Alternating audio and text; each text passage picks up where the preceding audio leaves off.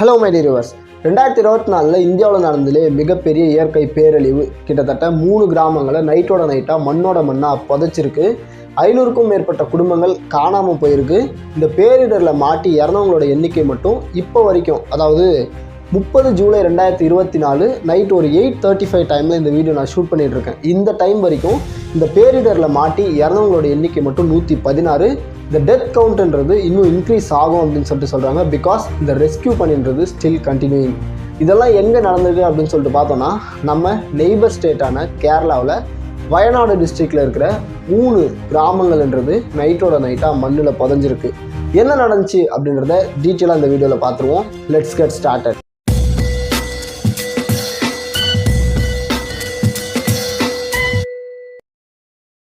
My dear viewers, கேரளாவில் monsoon start ஆகி மழை பெஞ்சிட்ருக்கு. நார்மலாகவே கேரளாவில் மழைன்றது அதிகமாக பெய்யும். அப்படி பார்த்தா நம்ம மழைக்காலம்னா சொல்லவே தேவையில்ல, அடமலை வெளுத்து வாங்கும். அப்படி தான் கேரளாவில் கடந்த ஒரு வாரமாக மழைன்றது பெஞ்சிட்ருக்கு. இப்படி சொல்லப்படக்கூடிய கேரளாவில் வயநாடுன்னு சொல்லப்படுற ஒரு மாவட்டம் இருக்குது. இதை மலைகளின் மாவட்டம் அப்படின்னு சொல்லுவாங்க. தமிழ்நாட்டுக்கு எப்படி ஒரு நீலகிரி மாவட்டமோ அந்த மாதிரி கேரளாவுக்கு ஒரு வயநாடு அப்படின்னு சொல்லுவாங்க. இந்த வயநாடு எதுக்கு ஃபேமஸ் அப்படின்னு சொல்லிட்டு பார்த்தோன்னா, இந்த மாவட்டத்தில் நிறைய மலை கிராமங்கள் இருக்குது அப்படின்னு சொல்கிறாங்க. அப்படி இருக்கக்கூடிய மலை கிராமங்களில் முண்டக்கை, சூரல்மலை, வைத்திரின்னு சொல்லப்படுற 3 மலை கிராமங்கள் ஒரே நைட்டில் மண்ணோட மண்ணாக புதைஞ்சிருச்சு. மை டியர் வியூவர்ஸ், என்ன நடந்துச்சு அப்படின்னு சொல்லிட்டு பார்த்தோன்னா, கடந்த ஒரு வார காலமாக நார்மலாக பெஞ்சிட்டு இருந்த மழையானது நேற்று 30ஆம் தேதி அதிதீவிர மழையாக வலுப்பெற்றிருக்கு. இப்படி அதிதீவிரமாக பெஞ்ச மழையினால் சாலி ஆற்றில் வெள்ளப்பெருக்குன்றது ஏற்பட்டிருக்கு. சாலி ஆற்றில் வெள்ளப்பெருக்கு ஏற்பட்டதுனால இந்த 3 மலை கிராமங்கள்லையும் மலையோட மேற்பகுதியில் இருந்த மண் பகுதியானது லூஸ் ஆகி நிலச்சரிவுன்றது ஏற்பட்டிருக்கு. 30ஆம் தேதி அதிகாலை 2 மணி அளவில் முண்டக்கை அப்படின்ற கிராமத்தில் நிலச்சரிவு ஏற்பட்டு மொத்த கிராமமே மண்ணுக்குள்ளே போயிருக்கு. அதை தொடர்ந்து கொஞ்ச நேரத்திலேயே இந்த சூரல் மலையிலையும் வைத்திரின்ற கிராமத்திலையும் நிலச்சரிவுன்றது ஏற்பட்டிருக்கு. கேரளாவில் நடந்த பேரழிவுகள்லேயே இதுதான் மிகப்பெரிய இயற்கை பேரழிவு அப்படின்னு சொல்லிட்டு கேரளாவோட முதலமைச்சரான பினராயி விஜயன் சொல்லியிருக்காரு. கிட்டத்தட்ட 500க்கும் மேற்பட்ட குடும்பங்கள் இந்த நிலச்சரிவில் காணாமல் போயிருக்கு. இது வரைக்கும் 116 பேர் இறந்தவங்களோட உடலை கண்டுபிடிச்சிருக்காங்க. இன்னும் நிறைய பேர் இறந்துருக்கிறதுக்கு நிறைய சான்ஸ் இருக்குது அப்படின்னு சொல்கிறாங்க. பிகாஸ் இந்த நிலச்சரிவில் மாட்டினவங்களோட குடும்பங்களின் எண்ணிக்கை மட்டுமே 500.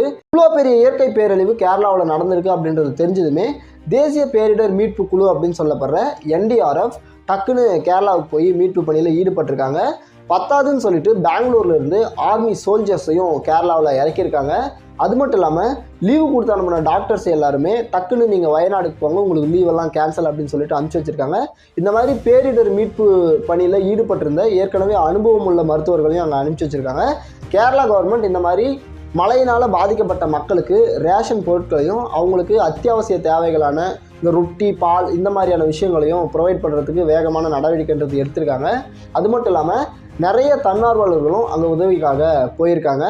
தமிழ்நாடும் தன்னோட பங்குக்கு 5 கோடி ரூபாய் நிதியுதவின்றதை கொடுத்துருக்கு. சென்ட்ரல் கவர்மெண்ட்டை இதை நேஷ்னல் பேரிடராக அறிவிக்கணும் அப்படின்னு சொல்லிட்டு கேரளாவோட பொலிட்டிஷியன்ஸ் நிறைய பேர் பேசிகிட்டு இருக்காங்க. கேரளாவில் இது வரைக்கும் நடந்த இயற்கை பேரழிவுகள்லேயே இதுதான் ரொம்பவே மோசமானது அப்படின்னு சொல்லியிருக்காங்க. கிட்டத்தட்ட பல கோடி மதிப்பிலான பொருட்கள் அப்படின்றது சேதமாயிருக்கு. பல நூறு உயிர்கள் அப்படின்றது போயிருக்கு. பல நூறு குடும்பங்கள்ன்றது காணாமல் போயிருக்கு. காரு, பஸ்ஸு, 2 வீலர்னு சொல்லிட்டு மக்களுடைய நிறைய வாகனங்கள் அப்படின்றது சேதமடைஞ்சிருக்கு. அது மட்டும் இல்லாமல் மழை இன்னும் பெஞ்சிட்டே இருக்கிறதுனால மீட்பு பணியில் ஈடுபட்டிருக்க மீட்பு குழுவுக்கும் மக்களை மீட்கிறதுன்றது ரொம்பவே சவாலான ஒரு காரியமாக இருந்துகிட்ருக்கு. அது மட்டும் இல்லாமல் சென்ட்ரல் கவர்மெண்ட் சார்பாக இந்த பேரிடரில் சிக்கி இறந்துருப்பாங்க இல்லையா, ஸோ அந்த மாதிரி இறந்தவங்களுக்கு 2 லட்சமும், அந்த பேரிடரில் பாதிக்கப்பட்டு கை கால் இழந்தவங்க, அடிப்பட்டவங்க இந்த மாதிரி இருக்கவங்களுக்கு 50,000மும் கொடுக்கறதா அறிவிச்சிருக்காங்க. இந்த மாதிரி வெள்ளத்துலையும் நிலச்சரிவுலையும் சிக்கி மீட்கப்பட்ட மக்களை இந்த 3 கிராமங்களுக்கும் பக்கத்தில் இருக்கக்கூடிய ஒரு டவுனில் தான் தங்க வச்சு அவங்களுக்கு ஃபுட்டு, ஷெல்டர் எல்லாமே ப்ரொவைட் பண்ணிட்டு வராங்க கேரளா கவர்மெண்ட். இதில் அப்பா அம்மாவை இழந்த குழந்தைங்க இருக்காங்க, மொத்த குடும்பத்தையுமே இழந்த வயசானவங்க இருக்காங்க. இந்த மாதிரி கேரளாவில் நடந்த மிகப்பெரிய கோர சம்பவம் இந்தியாவையே உலுக்கியிருக்கு அப்படின்னு சொல்லலாம். எல்லா அரசியல் கட்சி தலைவர்களுமே அவங்களோட கருத்துக்களை தெரிவிச்சுட்டு வராங்க. அந்த பாதிக்கப்பட்ட மக்களுக்கு அவங்களோட வருத்தத்தை தெரிவிச்சுட்டு வராங்க. அவங்களால முடிஞ்ச நலத்திட்ட உதவிகளையும் செஞ்சுட்டு தான் வராங்க. சிட்டிசன் படத்தில் ஒரு கிராமம் காணாமல் போனதே அவ்வளோ பெரிய சென்சேஷனலான நியூஸாக மாறும்போது கேரளாவில் 3 கிராமங்கள் ஒரே நைட்டில் மண்ணோட மண்ணாக புதைஞ்சிருக்கு. எத்தனை பேர் இறந்துருக்காங்க அப்படின்றது இன்னும் கன்ஃபார்மாக தெரியல. டெத் கவுண்ட்ன்றது கண்டினியூ ஆகிட்டே இருக்குது. ஃபைனலாக இதன் மூலிமா நம்ம தெரிஞ்சுக்க வேண்டியது என்ன அப்படின்னு சொல்லிட்டு பார்த்தோன்னா, இயற்கையோட சக்திக்கு முன்னாடி மனிதர்களாகிய நம்மெல்லாம் ஒன்றுமே இல்லை. கேரளாவில் பாதிக்கப்பட்ட மக்களுக்காக என்னுடைய ஆழ்ந்த வருத்தங்கள். நீங்களும் உங்களோட வருத்தங்களை கமெண்ட்டில் தெரிவிங்க. மறுபடியும் நாளைக்கு ஒரு வீடியோவில் மீட் பண்ணுவோம். Tata, bye by.